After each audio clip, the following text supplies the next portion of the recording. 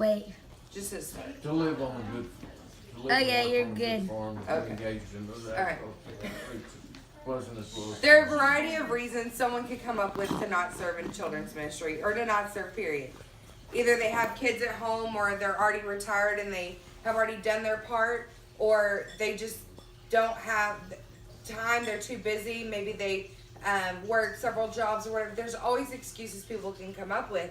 But the fact is, everyone wants to see the next generation grow, serve in ministry, and go out and make disciples.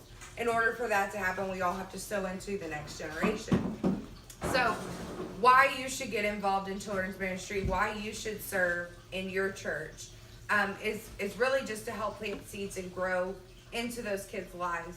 You know, the Bible talks about the faith of a child, and during a season when I served as a children's leader, I got to see firsthand the faith that comes from a child, how pure and how just their heart seeks God. And so it's not only for us to help lead and grow and teach them, but for also for them to help grow and teach us to have that childlike faith.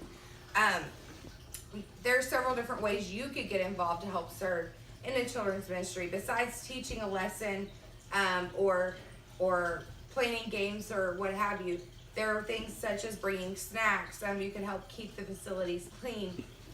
Maybe contact parents, maybe organize data on a computer. There's all different outlets that you could do to help get involved in your local church.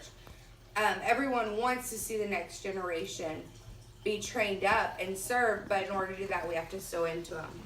So during that time, during that season, you're always trying to train up next leaders. And so one of the things we would do was, if we didn't have adults that would help or anything like that, we would allow some of our older kids to help maybe do a big idea, maybe help create a video, maybe help do an example of the lesson so that they can relate to other kids, and then help train them up in growing and teaching and leading.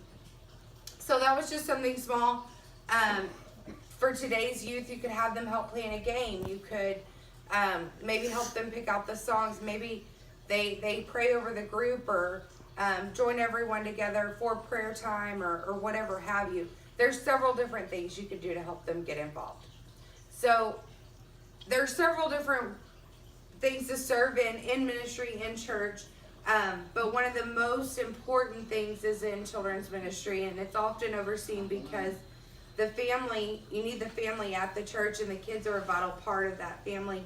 And so a lot of times if the kids are wanting to be there, the parents will bring their kids, because in today's world, parents want to do things that help or that their kids want to do. And so that's why it's also important to keep the kids interested and just help sow and serve in that area. And that's all I really have, so that's not 8 minutes. Woo woo! I've got her on the tree enough times. Don't think I can circle back again. I don't know, Chance, how long was that? He just has to see him in the beginning. All right, is it going?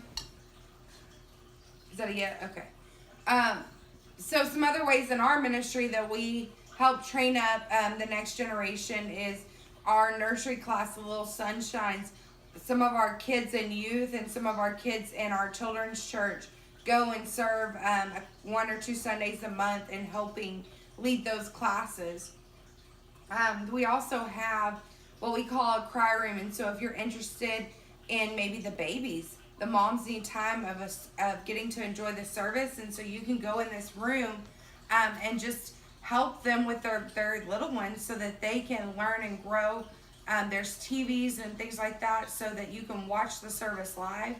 And a huge thing that's really helped our kids and made them feel like a part of the big church is that we do a family Sunday.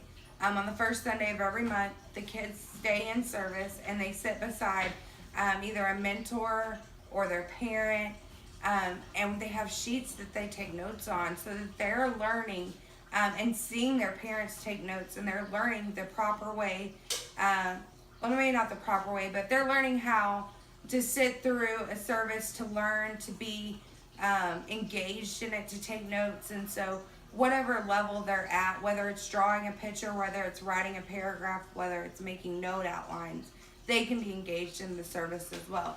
So there's several different things in our ministry and several other ministries that you can do to be involved in growing the next generation.